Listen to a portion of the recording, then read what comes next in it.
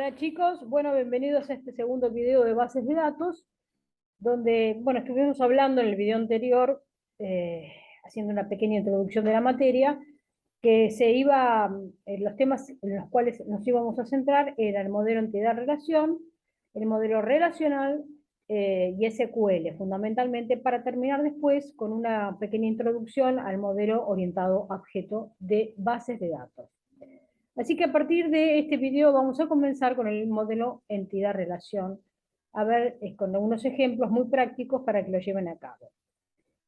Un modelo de datos, como hemos visto en la anterior clase, es una colección de herramientas conceptuales para la descripción de datos, relaciones entre los datos, semántica de los datos y restricciones de consistencia. El modelo entidad-relación, también llamado modelo conceptual de datos, fue propuesto por un señor inglés, Peter Chin, en 1976, y consiste en una técnica especial de representación gráfica que incorpora información relativa a los datos y la relación existente entre ellos, para suministrar una visión del mundo real, pudiendo ser usado como una base para una vista unificada de los datos, adoptando el enfoque más natural del mundo real, que consiste en entidades e interrelaciones. Recuerden que habíamos visto en el video anterior que esto se presenta a través de, o lo vamos a considerar a través de figuras gráficas, como rectángulos, como elipses, como rombos y líneas que los conectan. Cada una de ellas representan diferentes conceptos que vamos a ir viendo. El modelo de entidad-relación es un paso previo al futuro diseño de una base de datos. Eso también lo tenemos que tomar en cuenta. Esto es, tenemos que hacer un modelo de entidad-relación con la finalidad de diseñar una base de datos. Por lo tanto, es independiente del modelo de datos que se utilice, sea el modelo relacional, el modelo orientado a objetos, el modelo jerárquico o el modelo que fuera. Vamos a ver cuáles son los elementos de un modelo de entidad-relación. El modelo debe estar compuesto por entidades, cuyo concepto ya vimos, relaciones, atributos, el concepto de cardinalidad, que vamos a ver ahora, el concepto de llaves o claves.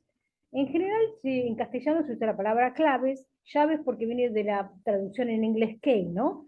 Pero creo que quiere decir llaves. Pero es lo mismo usar llaves o claves, es absolutamente indistinto. Vamos a empezar por las entidades. Como dijimos en la primera videoclase, una entidad es un objeto que consiste y es que existe, y es distinguible de otros objetos por su sola existencia, por medio de un conjunto de atributos que lo caracterizan. Es un tipo de objeto sobre el que se recoge información, puede ser una cosa, una persona, un concepto abstracto o un suceso, como pueden ser coches, casas, empleados, clientes, empresas, oficios, diseños de productos, conciertos, excursiones, etcétera, etcétera. Esto es, puede ser una cosa, una persona, un concepto abstracto o un suceso determinado. Las entidades se representan gráficamente mediante rectángulos, como también vimos en la anterior videoclase, y su nombre aparece en el interior de él. Un nombre de entidad solo puede aparecer una vez en el esquema, es decir, yo no puedo repetir varias veces el rectángulo de una entidad, sino una sola vez. Una entidad puede ser concreta, como les dije antes, como puede ser una persona o un libro, o puede ser abstracta, como puede ser un día festivo o un concepto determinado. Se utilizan a veces rectángulos dobles, es decir, en vez de un rectángulo con una línea, sino con doble línea, para representar conjuntos de entidades que son débiles. Se las llaman débiles. Después vamos a profundizar también esto. Por ejemplo, entidades débiles ejemplos de entidades pueden ser materias, estudiantes, profesores, empleados, clientes, etc. Cada una con una característica que describen y diferencian cada elemento. Por el otro lado tenemos las relaciones. Las relaciones son las asociaciones que se establecen entre las entidades, básicamente con la finalidad de compartir información. Es una asociación o correspondencia existente entre entidades sin existencia propia de varias entidades. Se representa mediante un rombo. Por ejemplo, podemos definir una relación que asocia al cliente Juan López con la cuenta 12345. Entonces, ¿Cuál sería la relación? Que un cliente denominado Juan López tiene una cuenta cuyo número es 1, 2, 3, 4, 5. Por el otro lado están los atributos, que sería el tercer elemento. Una entidad está representada por un conjunto de atributos. Los atributos son, digamos, como vendrían a ser como las propiedades que tienen. Son los datos que describen una entidad dada. Son los datos que describen una entidad dada. Es la unidad básica e indivisible de información acerca de una entidad o una relación, que sirve para identificarla o también para describirla. Por lo tanto, es una de las propiedades o características que tiene una entidad o una relación.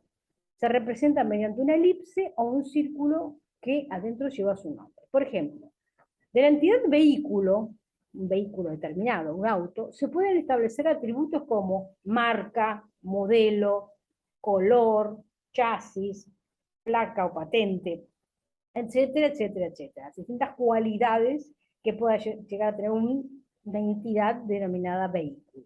Estas son características propias del vehículo, es decir, hablan de un vehículo en particular y lo diferencian de otros vehículos. El dueño del vehículo no puede ser un atributo del vehículo, ya que no define al vehículo. Y este además tiene atributos propios que lo definen, como por ejemplo el DNI, la dirección de esa persona, el teléfono, la edad, el sexo. ¿Está claro?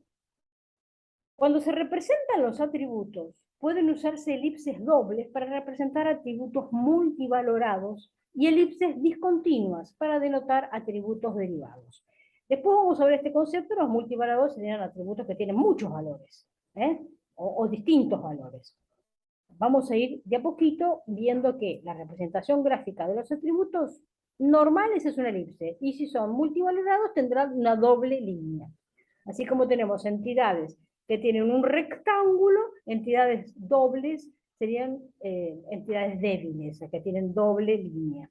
Tenemos por un lado las entidades fuertes y las entidades débiles, y los atributos o los atributos multivalorados o discontinuos, así se llaman. Cuando definimos atributos hay que tener cuidado de no confundirnos. Por ejemplo, podemos tener una entidad estudiante y otra entidad profesor, que aparentemente tienen los mismos atributos. Por ejemplo, un estudiante tiene DNI, un profesor también tiene DNI. Un estudiante tiene nombre, el profesor también. Un estudiante tiene edad, y el profesor también. Y teléfono, y lo que fuera. Podemos malinterpretar esta situación y crear una entidad llamada persona para englobar ambas entidades, pero esto no es conveniente, por lo que se debe ser muy específico al nombrar los atributos de las entidades para que hagan referencia a la entidad a la que pertenecen. Entonces, no es lo mismo persona estudiante que persona profesor. ¿Está claro? Son dos cosas diferentes. Entonces, podemos crear los siguientes atributos de la entidad estudiante: ID de estudiante, nombre de estudiante, edad de estudiante, teléfono de estudiante, dirección de estudiante, sexo estudiante. Observen que la palabra estudiante está seguida del guión bajo, porque en general se utiliza un guión bajo para separar, no un guión del medio. La palabra estudiante define a qué nombre, edad, teléfono, dirección y sexo pertenecen a la entidad de estudiante. Por otro lado, fíjense que tenemos prácticamente los mismos atributos pero para profesor, pero son otros atributos porque pertenecen a otra entidad, a la entidad profesor. Así tenemos ID profesor, nombre profesor, edad profesor, teléfono profesor, dirección profesor, sexo profesor. Es decir, si ustedes van a ver tanto la entidad estudiante como la entidad profesor, digamos, a simple vista tienen los mismos atributos, pero no son las mismas entidades. Por lo tanto, van a tener atributos diferentes. Otro concepto muy importante es el concepto de cardinalidad. Otra de las características importantes hay que tener en cuenta en este modelo es la cardinalidad de cada extremo en una relación. Digamos, tenemos el rombito de la relación y tenemos las líneas que van a apuntar a diferentes entidades. Entonces, cada extremo de esta relación, vamos a ver de qué se trata esto de la cardinalidad. La cardinalidad expresa cuántas ocurrencias deben ser cuántas repeticiones del conjunto de entidades de un extremo de una relación pueden estar o están relacionadas con cuántas entidades del conjunto del otro extremo. Es decir, ¿cuántas de un extremo puede haber? ¿A cuántas del otro extremo puede haber? Pueden ser 1 a 1, 1 a varios, varios a 1, varios a varios. Por ejemplo, un artículo, que es perfectamente una entidad, puede ser escrito, un artículo, acá está hablando de un artículo periodístico, puede ser escrito por un solo autor o por varios autores, porque hay a veces que hay colaboraciones en la escritura de algún artículo periodístico de distintos autores, pero nunca por ninguno, porque no puede ser que ninguna persona no haya escrito el artículo. Un autor puede pertenecer exactamente a una editorial, no a ninguna o a varias, si es exclusivo y si es muy buen autor. Un artículo puede tener 0, 1 o varias publicaciones. Y finalmente, un autor puede escribir muchos artículos o ningún artículo. Vamos a va a haber varios ejemplos hablando de la cardinalidad en unas diapositivas posteriores. Clave de una entidad. A ver, antes de definir el concepto de clave, que ya hemos visto, sería el ID, para que ustedes lo entiendan, debe especificarse el concepto más genérico de identificador, el ID, o superclave o determinante, que se define como un conjunto de uno o más atributos que permiten identificar de forma única una ocurrencia de una entidad dentro de un conjunto de ellas. Se denominan claves candidatas aquellas superclaves para las cuales ningún subconjunto propio es a la vez superclave. De entre las claves candidatas, el diseñador de la base de datos elige una clave primaria, denominándose al resto de las claves candidatas claves alternativas. Y se define como clave ajena o foránea aquel o aquellos atributos de una entidad que son clave primaria de otra entidad. Parece difícil, pero no es tanto. Vamos a ver ahora la representación gráfica. Como les dije antes, tenemos el rectángulo que se utiliza para representar las entidades. Acá donde está la palabra entidad sería el nombre de la entidad determinada. El rombo, el óvalo para los atributos, que se utilizan para representar los atributos. El rombo para las relaciones, que se utiliza para ellas, y los conectores o líneas que se utilizan para conectar atributos a entidades y entidades a relaciones. Estas son las 4 figuras que vamos a utilizar en el diagrama entidad-relación. Vamos a ver ejemplos. De esta manera podemos ahora establecer una relación gráfica de una situación entre los estudiantes y los profesores, en donde se relacionan por medio de una clase. Una clase, digamos, vamos a dar una clase. Estudiantes, profesores y clase. Observemos. Tenemos entidades, estudiante, profesor. Las dos mencionadas acá en el ejemplo. Atributos posibles del estudiante y del estudiante, nombre de estudiante, edad de estudiante, teléfono de estudiante, dirección de estudiante, sexo estudiante. Y lo denotamos de esta manera. Para el profesor, ID de profesor, nombre de profesor, edad de profesor, sexo de profesor, dirección de profesor, teléfono de profesor. No hay ningún orden establecido para colocar los atributos. Se pueden colocar en cualquier orden, no hay ningún problema en eso. Las relaciones, observen ustedes. Las relaciones es que un profesor enseña a un estudiante o a varios estudiantes. En realidad, sería varios estudiantes.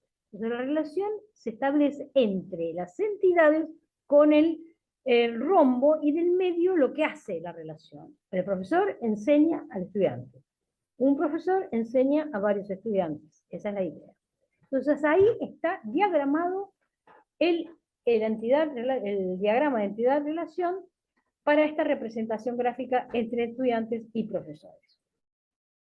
Veamos ahora la cardinalidad. A ver, que lo que vimos antes Vamos a ver ahora cómo la empleamos en este caso. La cardinalidad dijimos que es la forma en que se relacionan las entidades. Se la conoce también como un tipo de relación entre entidades.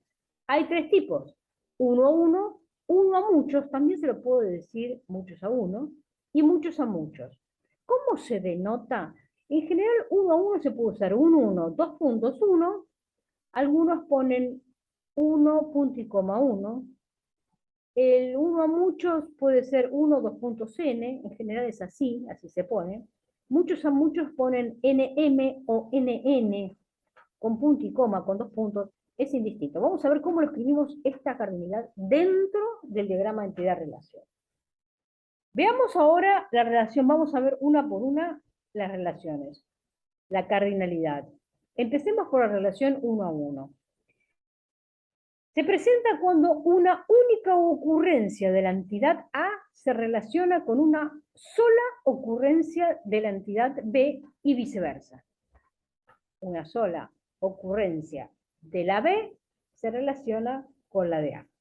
Ocurrencia, recuérdense que es un caso de la entidad A se relaciona con un caso de la entidad B. O bien, un caso de la entidad B se relaciona con un caso de la entidad A. Por ejemplo, un hombre está casado con una sola mujer y una mujer está casada con un solo hombre. Entonces tenemos la entidad 1, relación entidad 2. ¿Está? Siempre suponiendo que la relación de casado tiene que ser uno, si no sería bigamia, ¿no? Pero bueno, estamos suponiendo que un hombre está casado con una sola mujer y una mujer está casada con un solo hombre. Entonces acá tenemos un ejemplo de una relación 1 a 1. ¿Cómo se escribe gráficamente la cardinalidad dentro? Fíjense, tenemos la entidad hombre y la entidad mujer. Entonces, un hombre está casado con una mujer, o bien una mujer está casada con un hombre. Así se lee de un lado y se lee del otro. Entonces acá tenemos la relación 1 a 1 y se coloca un 1 de este lado de la relación y un 1 de este lado de la relación. Vamos ahora a la relación 1 a muchos, que es la que ocurre más. Es el tipo de relación más común. Significa que una ocurrencia, un caso de la entidad A puede tener muchas ocurrencias, muchos casos de la entidad B. Pero una ocurrencia de la entidad B solo tiene una de la entidad A. Esto es una relación 1 a muchos, así se llama. Veamos un ejemplo. Un cliente puede tener muchas cuentas bancarias. De hecho, puede tener una cuenta corriente, una caja de ahorro, que es una cuenta de inversión, lo que fuera. La relación se representa como 1, 2 puntos n, mayúscula, minúscula, lo mismo, donde se usa n o m para representar el lado del muchos. ¿Cómo se pone? A ver, ¿cómo se escribe en el diagrama? Entonces tenemos, un cliente tiene muchas cuentas del banco. Y obsérvense, si lo voy a leer del otro lado, una cuenta del banco tiene un solo cliente. ¿Está? Entonces, ¿cómo se lee esto? Vuelvo a repetir, siempre empezamos del lado del 1. Un cliente tiene muchas cuentas de banco, o muchas cuentas. Esa sería la relación 1 a muchos. La relación muchos a muchos establece que muchas ocurrencias de la entidad A pueden estar relacionadas con muchas ocurrencias de la entidad B. Lo mismo sucede del otro lado. Muchas ocurrencias de la entidad B pueden tener muchas muchas ocurrencias de la entidad A. Este tipo de relación solo es posible si se define una tercera entidad cuya clave principal consta de dos campos: las claves externas de las tablas A y B, o de las entidades A y B. Ejemplo, a ver, un estudiante puede cursar muchas materias. Una materia la pueden cursar muchos estudiantes. Se representa como n, 2 puntos n, donde se usa la n o la m para representar el muchos. ¿Está claro? Fíjense, ustedes en este momento están cursando varias materias. Y ustedes. Pero por el otro lado, la materia es cursada por muchos alumnos. Entonces es una relación de muchos a muchos. ¿Cómo se denota esto? Miren, muchos estudiantes cursan muchas materias, y muchas materias son cursadas con muchos estudiantes. Por supuesto que para llevar, como les digo, en este caso hay que crear una tercera entidad para saber qué materias serán cursadas por qué alumnos. En ese caso, el ID de estudiante y el ID de materia sería una nueva relación que nos permitiría saber qué alumnos están cursando qué materia. Ahora bien, vamos a ver cuáles son algunas restricciones, es decir, cosas que no podemos hacer en el diseño del diagrama de entidad-relación. Una entidad puede estar relacionada con varias entidades, pero con rombos separados. ¿Está claro? Los nombres de las relaciones se escriben con verbos sustantivados, con sustantivo, tiene, tener, poseer, sustantivado. No pueden haber dos entidades iguales, eso ya se los dije, no puede estar estudiante acá y estudiante acá. Tiene que haber una sola entidad dentro del diagrama.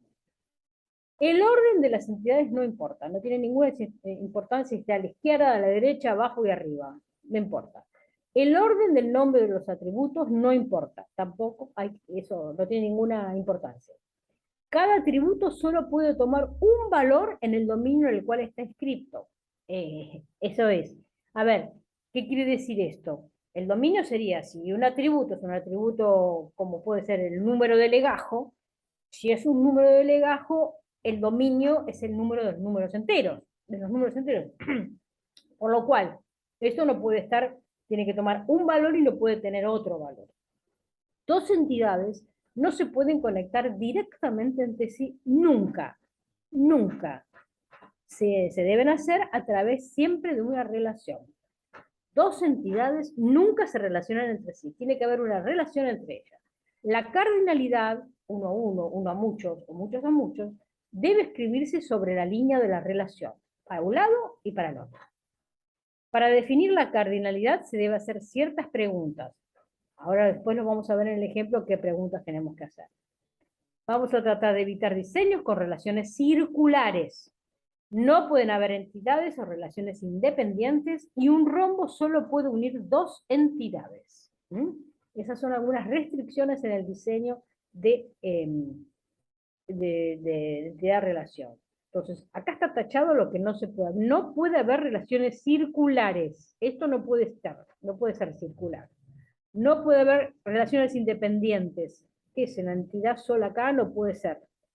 Un rombo solo puede unir dos entidades, nunca puede unir tres entidades. ¿Está claro? Lo correcto sería, si hay que hacer A con B y A con C, sería utilizar dos rombos. Ese sería para lo que se permite hacer. Vamos a ver un ejemplo de diagramas de entidad de relación. Un modelo de entidad de relación de propietarios de taxis y conductores. Esta es una relación de uno a muchos. ¿Por qué decimos de uno a muchos? ¿Qué preguntas son las que tenemos que hacernos para averiguar la cardinalidad? Un taxi, ¿cuántos propietarios tiene?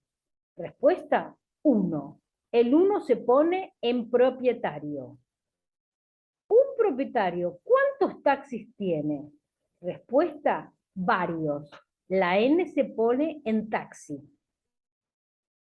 Un taxi, ¿cuántos conductores tiene? Respuesta, varios. La N se pone en conductor. Un conductor, ¿cuántos taxis maneja? Respuesta, 1. El 1 se pone en taxi. Entonces, estas son las preguntas que tenemos que hacernos en el momento de realizar y definir la cardinalidad. Este es un modelo de entidad-relación donde tenemos propietarios, taxis y conductores. Esas serían las tres entidades. Vamos a ver cómo hacemos esto. Se deben realizar los siguientes pasos. Primero, identificamos las entidades. Como les dije, propietarios, taxis y conductores. Segundo, identificamos los atributos de las entidades. Tenemos que identificar, a ver, qué cualidades, qué características tienen los propietarios, cuáles son las características de los conductores, ¿Cuál es la de los taxis? Las que a ustedes les parezca, salvo que el enunciado les diga, son estos los atributos, ustedes, bueno, lo definen de esa manera. Tercero, identificamos las relaciones entre las entidades.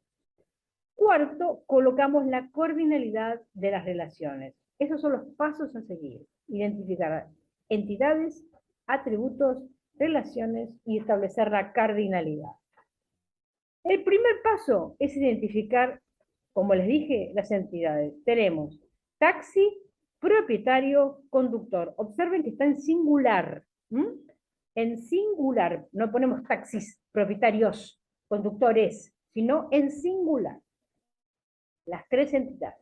El siguiente paso sería establecer los atributos. Por ejemplo, para taxi, marca, modelo y patente. Subrayado patente porque yo creo que la patente no se repite en todos los autos.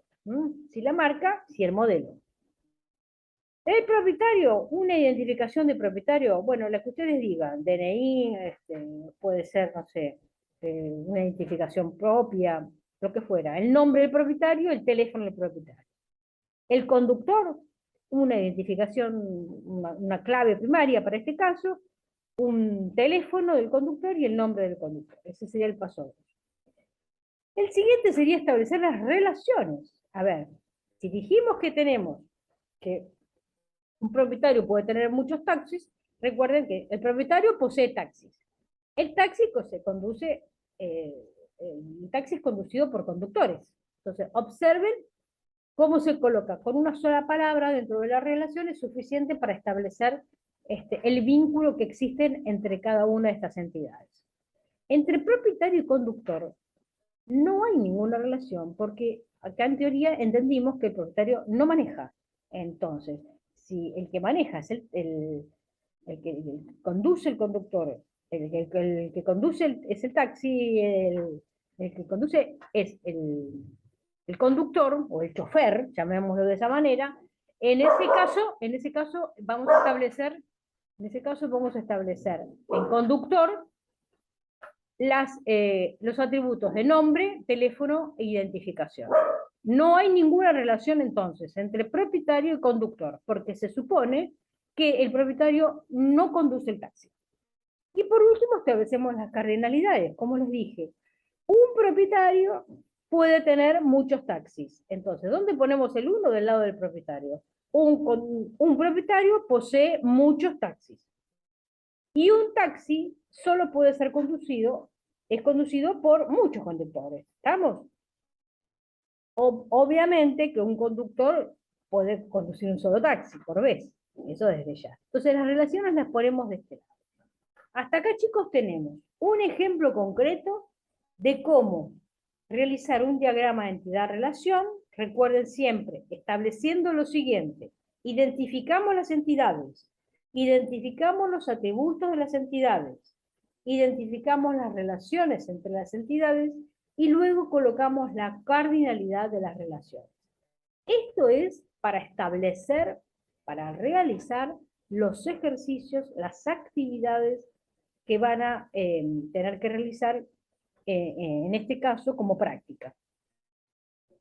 Ustedes van a ver cuando en el ejercicio, en el enunciado del ejercicio, se les diga exactamente que se quiere guardar tal información, tal y tal y tal de las entidades, por ejemplo, chofer. De chofer se quiere guardar el número de chofer, el nombre del chofer, el domicilio del chofer. Cuando se les dice los atributos, tienen que colocar esos atributos sin inventarlos. En el caso de que no se los diga, por favor, tienen que colocarlos. Pero bueno, mayormente, en general, en el enunciado está estipulado cuáles son los atributos que tienen que emplear. Bueno, hasta acá, chicos, tenemos entonces cómo realizar el diagrama de entidad-relación. Por supuesto que no va a ser muy complicado lo que vamos a hacer, pero bueno, es con práctica donde vamos a adquirir experiencia en el uso de estos diagramas. Bueno, chicos, les agradezco mucho. Los espero en la próxima, en el próximo video. En el próximo video, donde vamos a seguir hablando del modelo entidad-relación y vamos a comenzar con el modelo relacional. Bueno, muchísimas gracias por todo y nos vemos en la próxima clase.